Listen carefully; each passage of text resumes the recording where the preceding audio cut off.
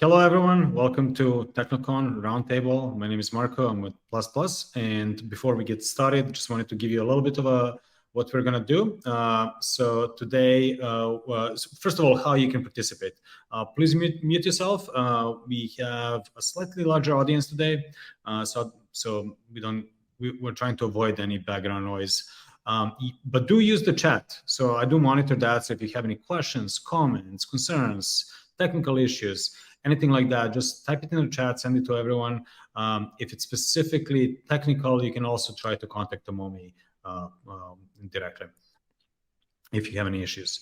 Do introduce yourselves. As I mentioned earlier, you have a lot of peers on the call, so it's always one of the benefits is meeting one another, expanding your own network, and kind of connecting that way. And we also have a Twitter account, so you can connect online as well if you're into that. So do tag us and follow us and so on. This call will be recorded and we'll distribute it later on, both as an article and as a YouTube video. We tend to do that so that we can share it afterwards as well. So with that, a little bit about TechKnowCon. So you hear the spiel every single time, but we do have new folks. So we started back in 2018. It was Rajan and Jenny from Salesforce at the time. We started at LinkedIn. Hi, Rajan. And the following year, we moved it to Twitter. And so that was our second annual. So you can see a lot of faces here back in 2019 at the Twitter HQ. And then pandemic hit, and then we moved online. So we now do mostly monthly roundtable. And basically who we are is a group of people whose job is roughly around employee enablement at technology companies. So it's usually working with tech folks to help them do their best work. And so we get together both in a roundtable meeting like this to learn from one another, but we also have a dedicated Slack channel. So it's free, feel free to join. Tomorrow we will share how to in the chat. Just a little bit, a couple of guidelines from the community. We're striving to create a safe place for us. It's a community by us for us. So we want to be able to learn from one another. So that means, create a safe space, respect each other's privacy, be a good citizen, don't push or sell products. And if you need more information, there's info on the website, techknowcon.io. And we do have a little bit of a board governance behind the scene. So I saw Chris Schaefer here recently from Microsoft. Rajan is here, ex-LinkedIn, now it's Splunk. I see Jasmine. Hi, Jasmine. And I'm not sure if Katie's here or Andrew, but Tomomi is here. She does all the heavyweight lifting behind the scenes. So you might have gotten emails from her. So that's the team behind the scenes that puts everything together. With that, what is employee enablement, and what do we mean by that? So we noticed a long time ago that at technology-forward companies, there's a set of activities that we do to enable people to do their best work. And that starts with usually functional onboarding. So how do you get your engineers up to speed? But it then ongoingly results in knowledge sharing, just generally, how do I learn best practices? How do I learn from my peers? So there's a collaborative learning aspect to it. How do I learn from my mentors and coaches? So more of a one-on-one and ad hoc learning, as well as documenting and sharing such nuggets in a more scalable fashion. So there's basically a kitchen sink of activities that we do to enable folks to do their best work. And so we put all that under one umbrella, called it employee enablement at technology companies, or tech enablement for short. And so that's what we generally tend to discuss in TechKnowCon. So with that, before we start with today's presentation, I wanted to just put a plug for our next month talk. So the roundtable next month is going to be by Shopify, and it's going to be, Maria is going to be talking about how Shopify enables anyone to be an expert internally. And so we've had Shopify present quite a few times, and they are definitely pushing the envelope with a whole bunch of different programs that they do. So I'm super excited to hear from Maria on this specific employee enablement topic. So with that, we're gonna hear today from Ryan. So just super quickly, Ryan's been doing this for a couple of decades. So he's been around the block at big companies such as Atlassian, LinkedIn, Walmart, Yahoo, etc. And now he's at a company called Honor, and I'll ask him to also mention what they do because from their website it seems really cool, but I'm not fully getting it all the details. So I'm super excited to learn more as well. What I love about Ryan's approach is that it's not just learning for the sake of learning. We've seen this in sort of like in the old school model, learners learning and it's feeling good and all that, but it's really learning to enable people. So it's about enablement. It's about helping employees be the best versions of themselves. And so that's been Ryan's focus. And so that's what I love about his story and him sharing what he's observed over a couple of decades of doing this at some of the most prestigious and companies that are pushing the envelope the most. So with that, I'd like to welcome Ryan. Thank you so much. And yeah, I wish I was started when I was a toddler. I started actually right out of college though. And yeah, I've been doing it a long time and this is an honor to be here. Honestly, I know a few of you and Marco, thank you very much. Tomoli, thank you for everything, getting us all set up. I'm going to put up some slides here in a second, but not a lot. We're very casual, very much interrupt me, put the chat in there. It doesn't throw me off, doesn't bother me at all. So please do that. Also, ton of expertise in here. I've listened to some of the other folks in here present. So if you want to chime in, it doesn't bother me. Please do. I definitely am encouraging collaboration here. But the discussion we're going for here, in fact, let me just do this and get it out of the way. We'll put this share up here because the title alone I thought was kind of cool. And this is a little bit of me and a little bit of Tomoli kind of coming together. But we really wanted to look at we had this discussion about how things change when there's kind of uncertainty or downturn or dealing with kind of uncertainty in budget, uncertainty in layoffs, all these different, horrible things. And yet when learning stays present or is invested, companies come out so much better. And it also fosters a lot of creativity. And quite frankly, I ran my own business for 20 years, or almost 20 years, I guess.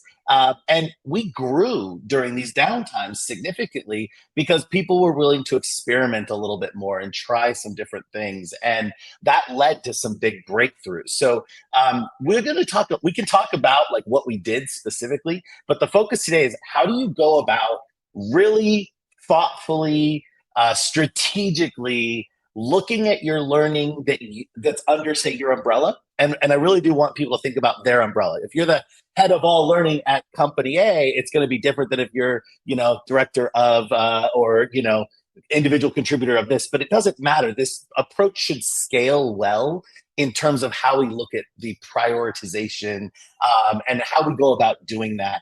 And then we'll get into a little bit about how you can actually start to leverage your plan, if you will. But we're real focused on the strategy part for sure.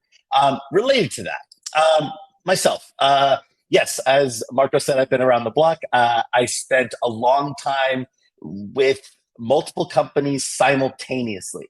So I feel like that gave me a really good education and learning here because I had Yahoo and eBay and LinkedIn all at the same time. So you could compare and contrast different cultures. And then there was BuzzFeed and mergers and acquisitions and all these different things that kind of came into it. And I start to become known for engineer onboarding. And the only reason I think I ended up there is because it's one of the more challenging problems, in my opinion. And it's hard, but it's cool. And I did that for the latter part of my business with a pretty heavy specialization there. This is my wife and daughter. I mean, it's good to know me. I want to see. I got an 8-year-old. That's my wife. I am a massive hobby, kind of addicted to new hobbies all the time. So I'm a mediocre sailor. That's me sailing under the Golden Gate Bridge in a boat a buddy and I kind of sort of purchased, which is a good story. I'm a pretty dang good cook. So those are some sweet potato tacos. We can talk food. And I love hiking, and that's Half Dome, which is I've hiked a lot of the trails in Yosemite. It's hard to say most of the trails in Yosemite, but I'm a big fan of all things Yosemite. So if you want to go up there and hike or anything, let me know. I can point you in the right direction. And beyond that, as far as learning goes, I am currently with a company called Honor Education. I am the SVP of Corporate Learning. And, we got a cool product that is really focused on innovating the learning experience between learners and creators and faculty. We have a large group on the higher ed side, and then we have a smaller group that's growing faster on the corporate side, and I'm happy to talk about that.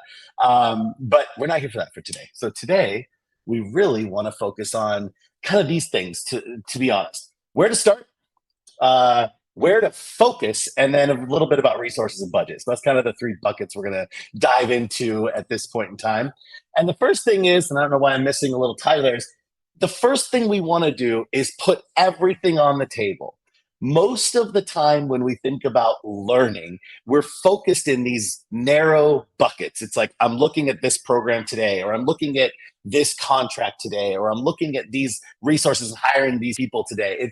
You get sucked into these tracks, and those tracks they need to be reevaluated when there's uncertainty. They need to be reevaluated when you're having to make critical and difficult decisions. And we can definitely do a cooking class for sure. I've done that before for Microsoft, as a matter of fact, a few times. Anyway, we want to put everything on the table. So that's what we're going to do. And then we're going to dive in from there. Okay. Now, number one, I would encourage you to do this in real time as we go through this presentation. So I'm going to give you like a 2-minute, 3-minute window here and there to do this. So if you get ready with your favorite brainstorming piece of paper, your Miro, your Lucid, your notepad, whatever you use for a little bit of drawing-esque brainstorming, I would encourage you to do this in real time because it's more fun, it's more interesting, and you'll probably push back a little bit more aggressively if you have to do this along with me. That being said, I'm not there and I won't force you to do it. So step one, if you will, is literally to start trying to fast and furiously write down all of the learning that is potentially yours, stuff you're working on, stuff you have running, stuff that needs to be running that's not running yet, stuff that you've thought about running that if you had $1 million extra dollars, $10 million extra dollars, you'd be doing. Like, start really just putting down everything that you can think of that is under your umbrella and responsibility of learning. And I know that's pretty vague, but it really just depends on where you sit in the organization on what that looks like. And we don't want to think about the details on this.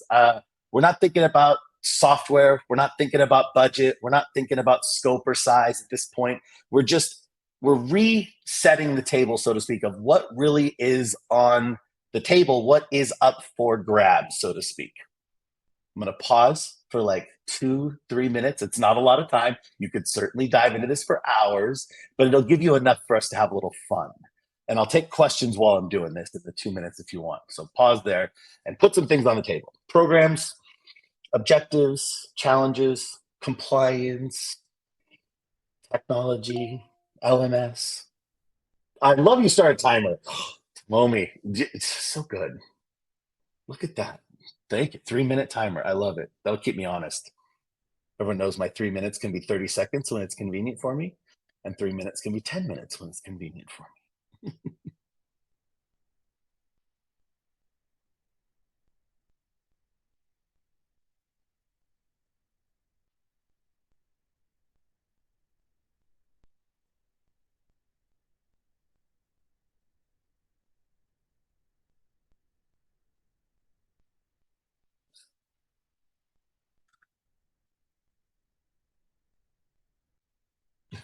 Reading some of the comments. I'm not a good sailor, let's be clear. But if you say you've sailed in the bay, by the way, everyone respects your skills. They think you're amazing everywhere else in the world. Even if you're not, it's great.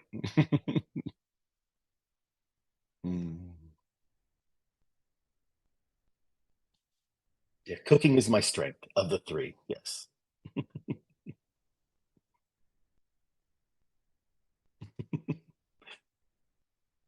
All right.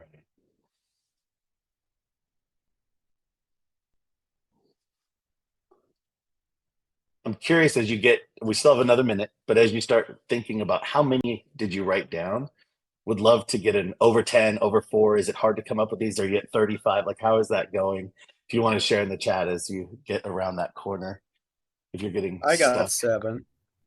7 so far? Okay. All right, that's good.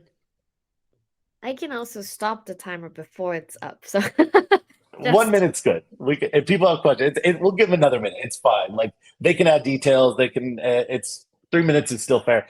I've done an activity like this in the past, and we've spent a solid couple hours going through and mapping them out. So you certainly can be whatever your 7 are. They could be broken down further. Possibly they could roll up under other areas within the organization. It might be worth kind of playing with that. But for today, again, just a few.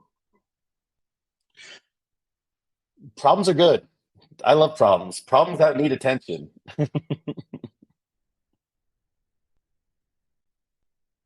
I kind of go back to this. I always say the top 3 or 4 problems in any organization that I've run into, particularly technical organizations. Learning isn't the solution, but it is the easiest lever to pull to get towards a solution. It is faster, it is more effective, it is more cost effective, and it's a more powerful lever to start pulling for most of those things. And unfortunately, it's not always the first, it's the last. Like, we can't get anything else to work. Let's try learning. Horrible mindset. All right, that's our time. Okay, so you've got some stuff. I'm curious, more than 7? Did anyone get more than 7? I got 6 major things, 7. And we get over 10. I'm just curious on the no 10s. All right, that's fine. 13. All right, I figure there's a couple in there. So now take that list, whatever list you have. And the first thing you want to do is kind of on your first pass through at a high level, you want to think in terms of what are the most important. Now, if you have only 7, I would say circle only 3. And I put most important in quotes because that's a loaded phrase. I am aware of that. But for you, the way you perceive it from your advantage of a learning expert, what do you just feel and think without doing any investigatory kind of work are your most important? Doesn't mean they are. We'll get into that in a minute. But circle, 3 to 5, I say if you're over 10 and you're up in that 15, 20, which happens in some cases, then you want to circle a few more. That's fine. This is not, you can be a little flexible. You certainly want to be circling less than half of your stuff, regardless of what it is. If you only came up with 3 items, you're probably only circling 1 of your most important things. I'm not going to give you a long time for this one. As you're circling those things, think about why you're circling them. Are they important to you, the business, your manager, the learner? Like, you're kind of evaluating that kind of criteria you're using to judge. And you should make note of that criteria. Like, I don't know why yet, and I don't know what your criteria will be. It's different for every organization, as we're going to talk a little bit about in a minute. But why do you think those are the most important? I would say, you don't have to write it down or anything, but start having that conversation with yourself. Like, why are they most important? Who are they most important to? Why do they stand out?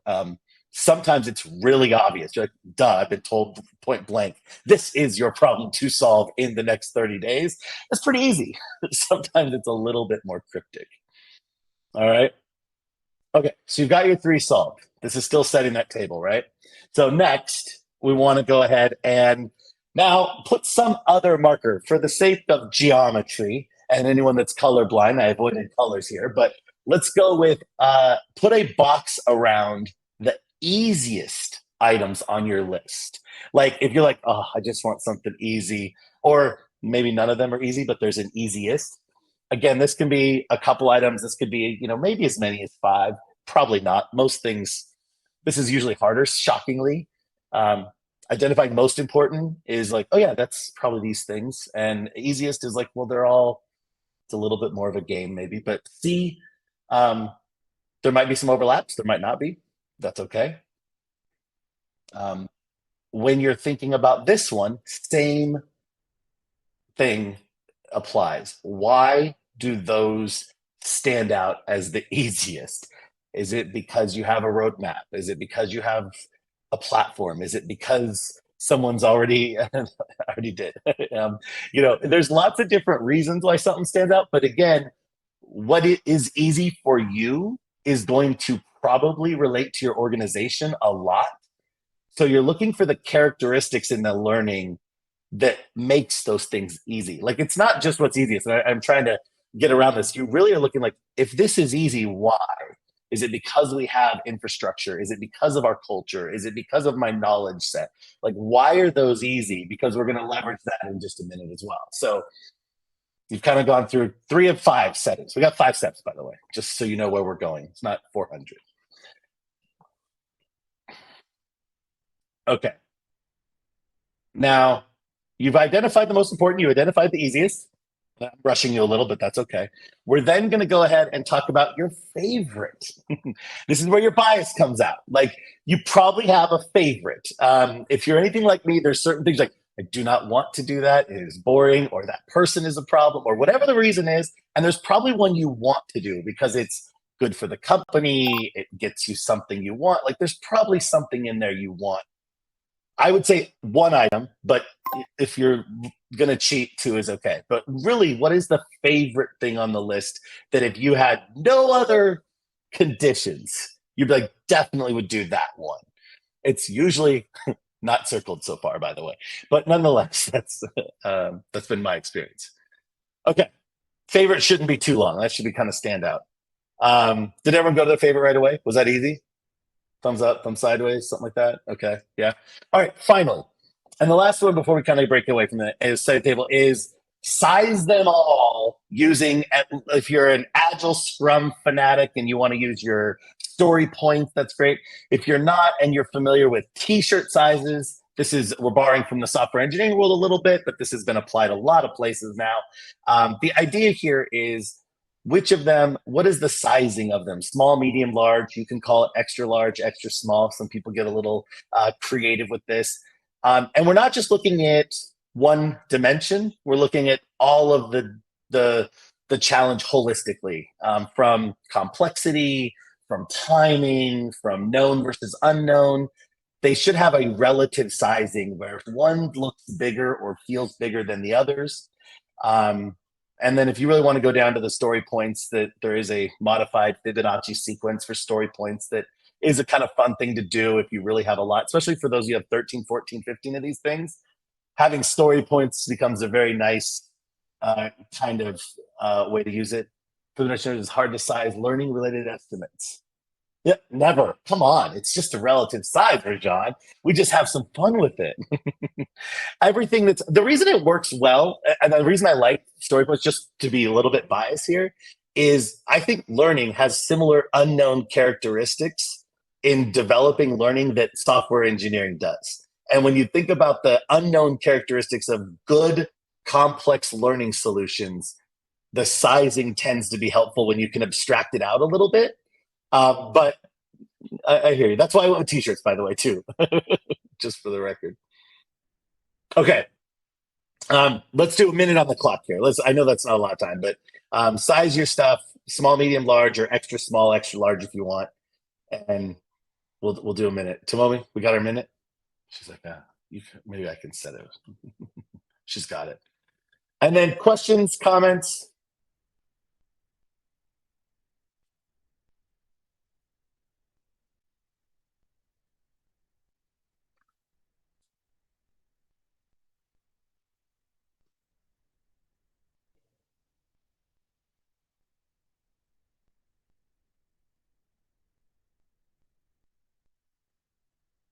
All right.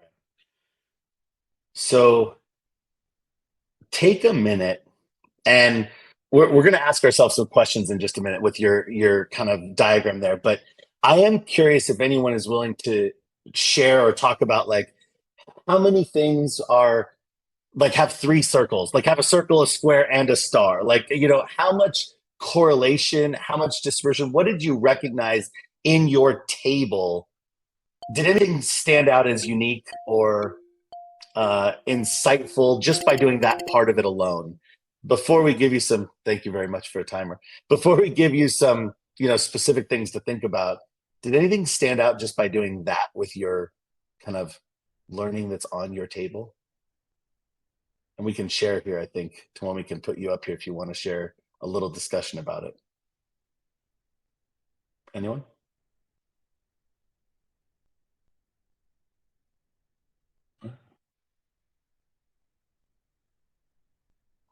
Wait the long seconds. Okay. So with that kind of map, the first thing you should, before I put up some questions here, we'll go through, is it should give you a way to start thinking about your prioritization just by doing that. Like there's some things we want to look at, but just by doing that, some things should float away that didn't fit into that or that fit into it less significantly. And oh yeah, back to this slide here. Absolutely. So these are the 5 things we did, right? So if you've got something that is circled and it's got a box and a star on it, like obviously that's a clear thing that needs to be focused, and it's not going to go away. You know, it's not going to be something that regardless of resources, regardless of budget, it's clearly something that's going to get attention. And so what you're looking for here is that kind of just clear understanding before you start asking yourself some good questions, hopefully, about how to approach this, is what is going to get neglected? Like, what's not circled? What's not squared? What's not a favorite? That's in jeopardy. Like anytime there's times of uncertainty, something has a challenge, something tends to suffer. And so the most important things don't always suffer. I mean, they maybe suffer a little bit, relatively speaking. If it's the most important and you perceive it that way, it tends to get the attention. Easy stuff tends to get attention because it's easy. Anybody can do it. And favorite stuff gets attention because you like it. The rest of the stuff tends to fall away. And so we're kind of doing this a little backwards. By doing all this focus with these types of criteria, you're really identifying your risks on the other side, first and foremost, right? So anything that's got maybe just a circle or just a square, or again, you scale this up a little bit, you're looking for stuff that didn't get anything. And why is it on your list? Like, what's going to happen if you don't have bandwidth? And so that's first and foremost, is recognizing that before we kind of go through.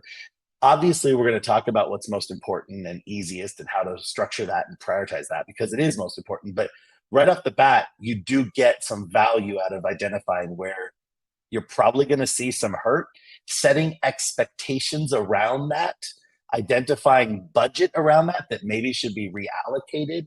Those things that didn't get one of these symbols and that are, we'll get into sizing in a minute, they probably deserve a further look when it comes to those difficult decisions because they didn't stand out. Thoughts, questions? Want to pause there for just a minute. Did anyone find something that was not starred, squared, or circled, for the lack of this, that you're like, yeah, I see why that's not? There's any insight that came out of that? There's one that typically shows up in this bucket. All right, we'll come back to it then. All right.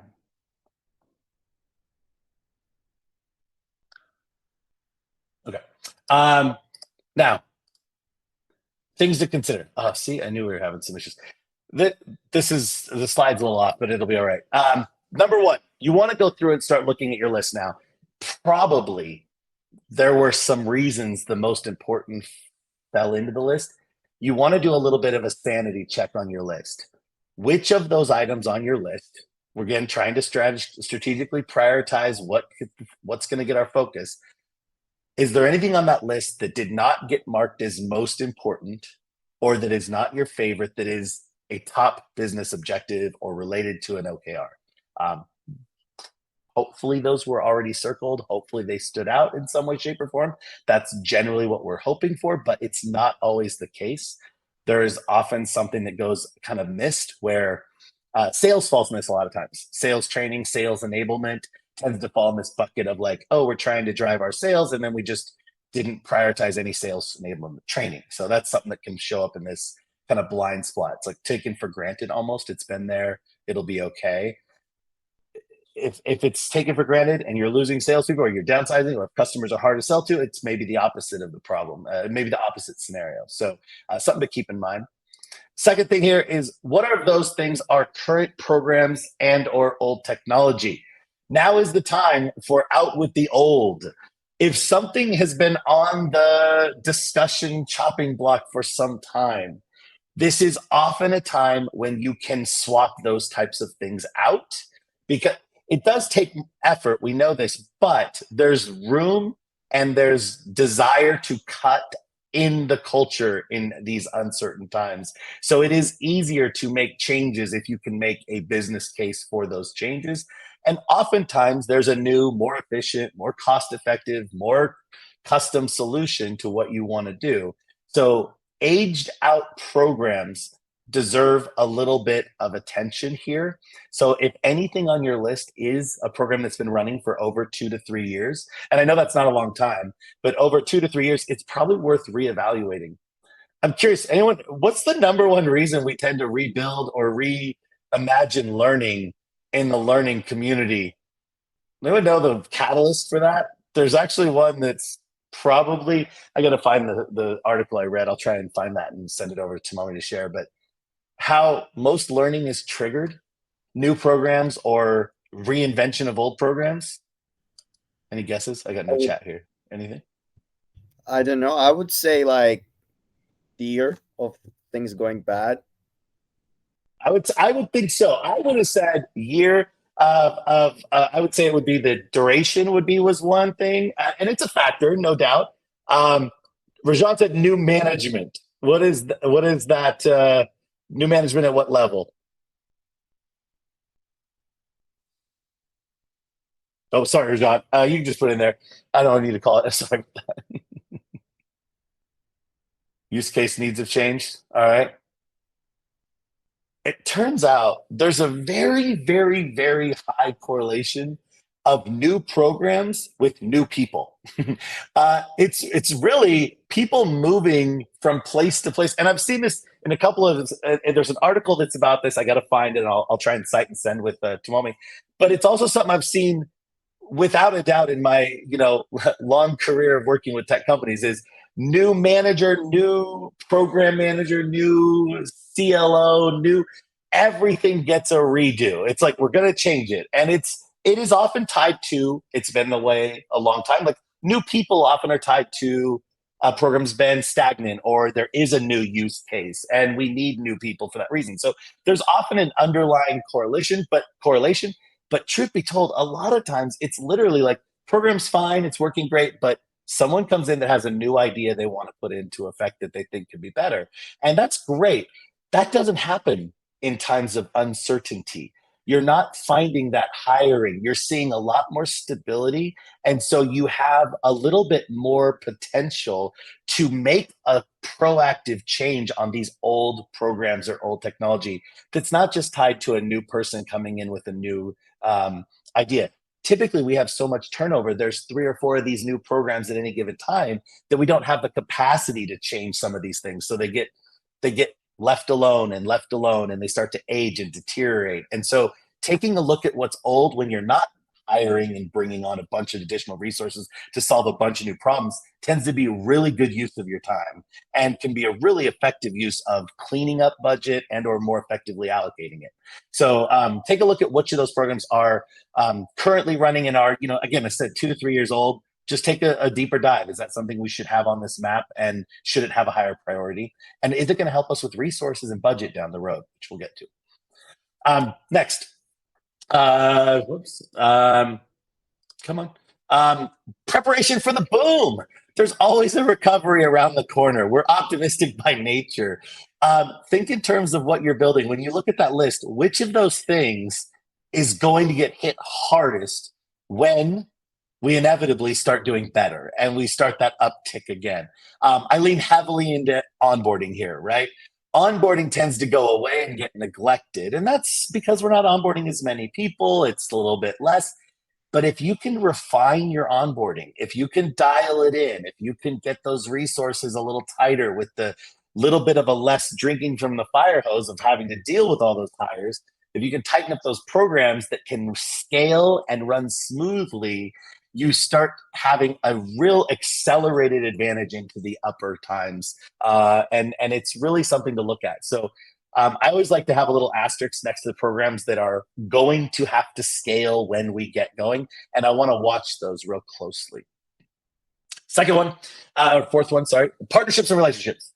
This is the best time to go out into the rest of the organization and get your favorite subject matter experts and sponsors. It's counterintuitive, I know. It's like, well, everyone's busier and it's everyone's got additional hats. Also, everyone is looking for opportunity to be more relevant, opportunity to show what they bring to the company, or there's oftentimes they have gaps because it's slowed down. They're not having to interview as much. They're not having to participate in that hiring process as much.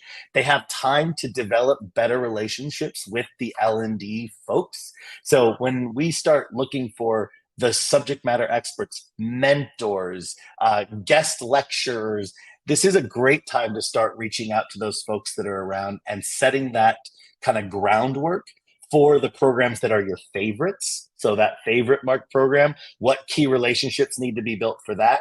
And your most important ones, what key relationships need to be there for those ones? So you want to kind of itemize that and look at that as a strategic opportunity. Creativity unleashed. And again, this is my favorite. We can talk about this one, but when budget and resources are limited or constrained or restricted, it gives you the opportunity to really justify some creativity.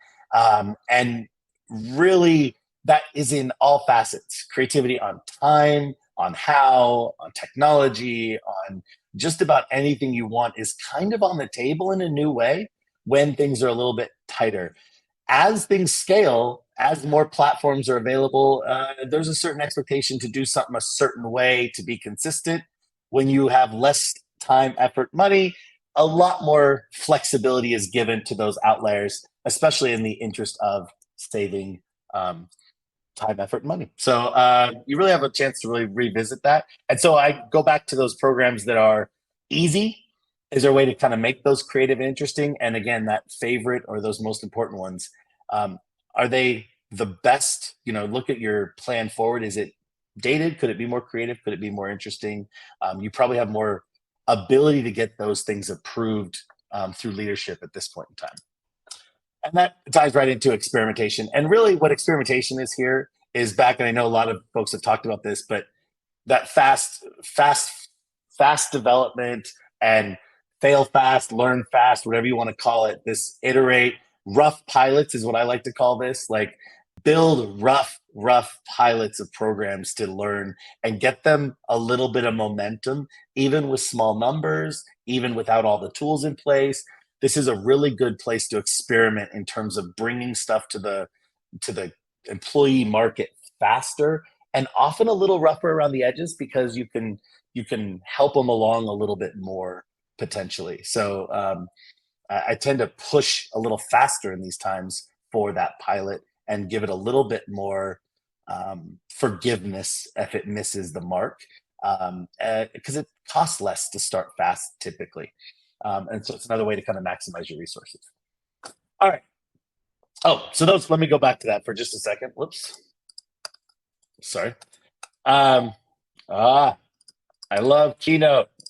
So these are the questions. So if you go back to them for just a minute, this is the kind of revisiting of your landscape, right? You've got your table set with all of your stuff. You've marked it with all of your kind of insights and feelings and sized it. And now you're strategically kind of going through and evaluating what characteristics about this uncertain time or downturn time are gonna allow different items on your list to move up or down the priority and up or down in the strategic way you approach them. What questions are there?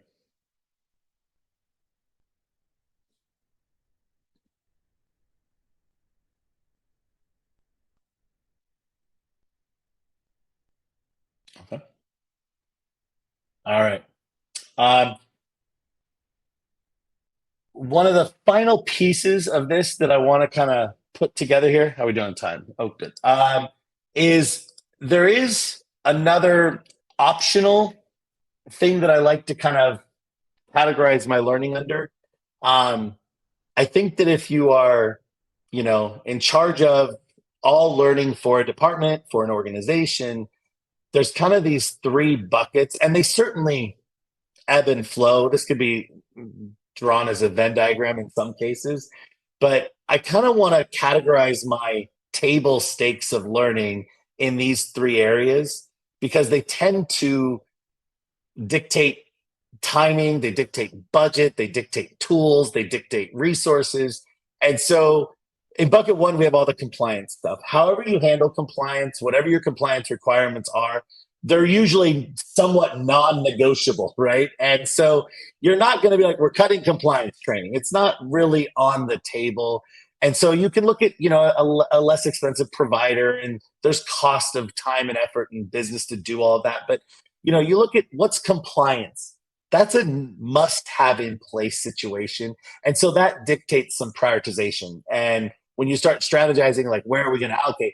You kind of have to take that out of the running. So if anything that's compliance requirement that's on your kind of list, unless it's simply to improve or dynamically change it, it probably doesn't get to be lowered too much. It's just there. Hopefully it's something that is able to be dialed in and automated in a way that it should be hopefully in the easier or smaller bucket. That's the goal for most compliance learning.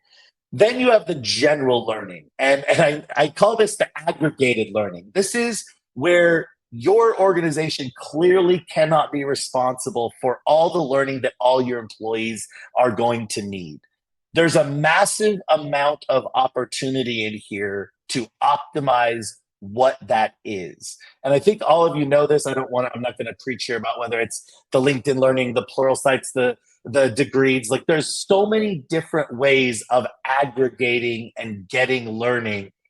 What you want to do is look at that bucket though and go, how many different ways are we aggregating external learning? How are we dealing with contracts with that? How are we optimizing suppliers for that? How are we, like, that whole bucket? If you have anything that's in the aggregation model, there's a lot of competition, there's a lot of overlap, and then there's a lot of optimization from that. There's a lot of value that can be extracted that's maybe not being extracted.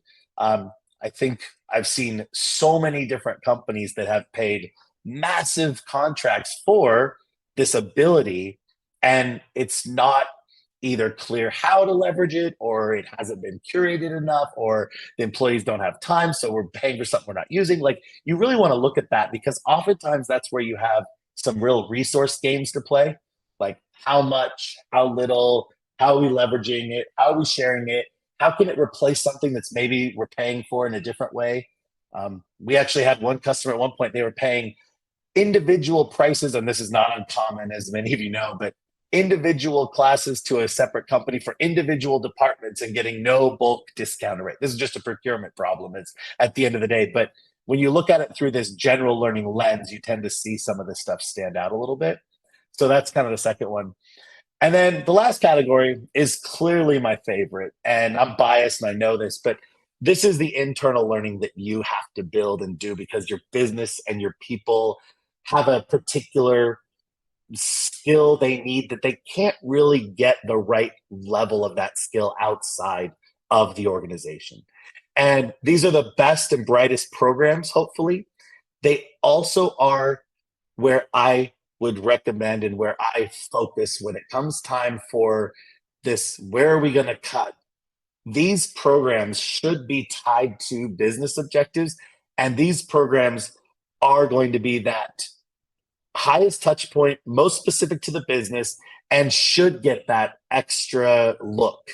So I'm looking at compliance. I can't do a lot with it, but I made you aware. How can I automate it? Sure. I look at general learning. I'm looking for, again, optimization. I'm looking for, am I leveraging all I can? How am I curating? How am I using this? Of course. Internal learning, I'm looking at developing more of that internal learning or improving on those programs, because that's where the needle can be moved the most. And that's where there isn't another option that's easy to get off the shelf when things turn. When things turn, it's easy to go out and get additional compliance training. When things turn, it's easy to get additional external learning contracts. It's not easy to build internal learning programs. They take time, people, they take relationships. And so even if you have to do it at a smaller scale, even if it has to be at a slower rate, even if it has to be for piloting and iterations, this is where you still have a very, very significant impact. And making sure those things are dialed up as you go through gives it another tick on the prioritization list for me. All right. Questions? I was very quiet today.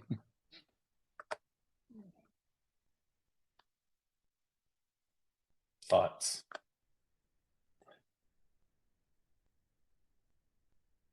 So with that, So please. yeah, I mean, I think I'm a little, I don't really belong to the group of people. I'm here because I'm like a student, 20 years old, and you guys are very serious out there. Anyway, so here we're talking about on the organizational level, right? I don't belong to any. What can you say Okay. about more of like personal?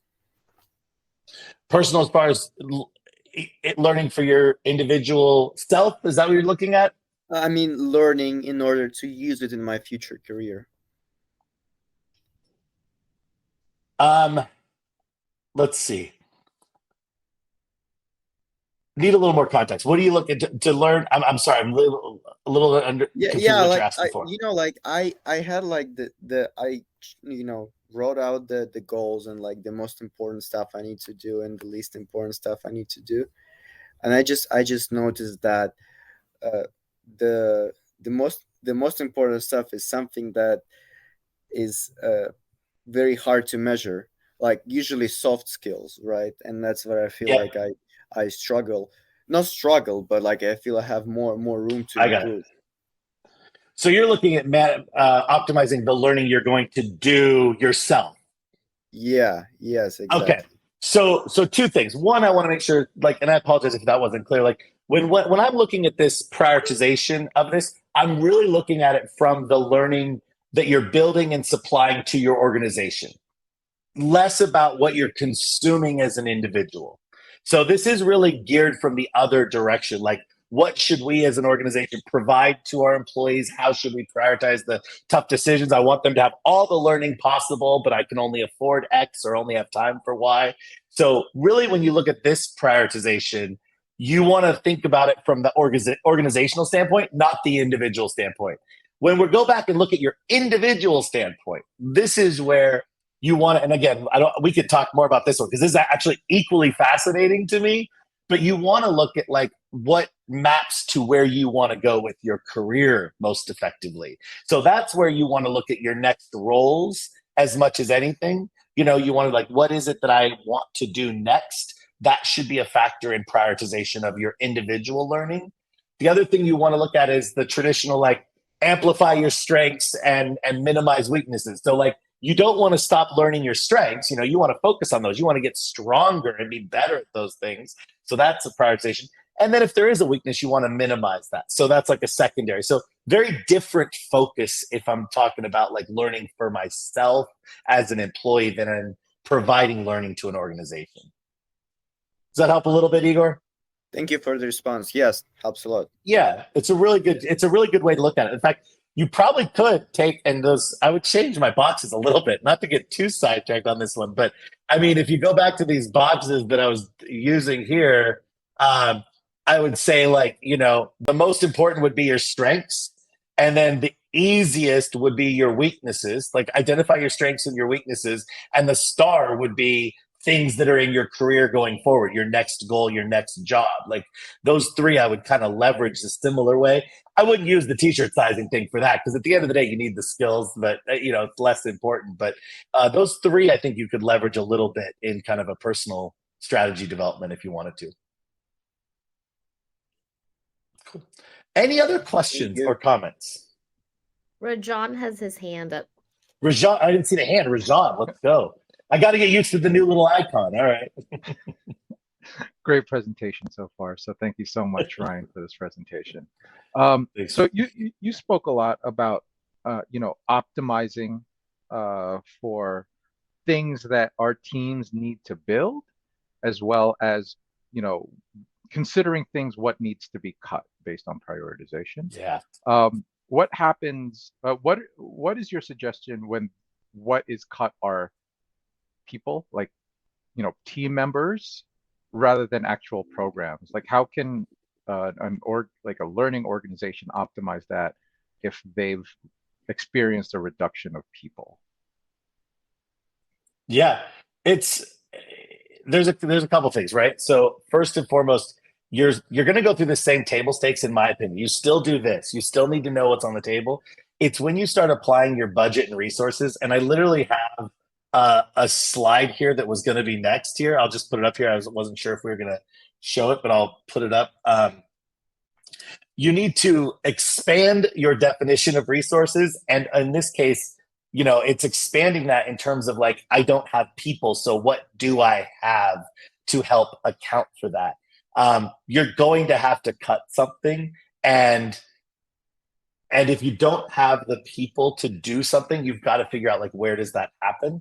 Obviously, there is outsourcing that happens that does shockingly during times when they're laying off. It is often outsourced to other places. Not always the best way, but it does happen.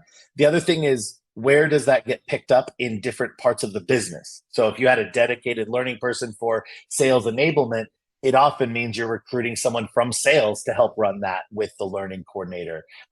Same thing goes for onboarding. You're going to start leaning into some of the talent development, some of the talent acquisition, some of the recruiting, and some of the managers. Like, so each case has got to be kind of reevaluated, but it is part of the budgeting and resource definition that has to go through. And I'm a big fan of there's a lot. I don't want to ever cut a program. Like, I hate when someone builds a program that works. Like, I always am like looking at them like, the work is in building them. Sustaining them does take a significant amount of resources. So how can you scale them back to be smaller versions of themselves so that they can be handled by the limited left, resources that you do have left, so that they can be reinstated without having to be rebuilt from scratch? So for me, it's kind of a optimizing on the minimum viable product, the minimum viable training. What does that look like? And if we can't sustain that, then the real horrible decisions have to start happening, where inevitably programs get cut. But most of the time I'm trying to, a lower version of what that was like to be sustained through those times of uncertainty. Yeah. I think I saw another hand. Igor or Chris, I don't know. I'm not sure. Maybe Chris. Chris, did you have it? I lowered it. So my story is that 2 weeks ago, Microsoft decided to cut me and my entire team, central engineering and learning for the company.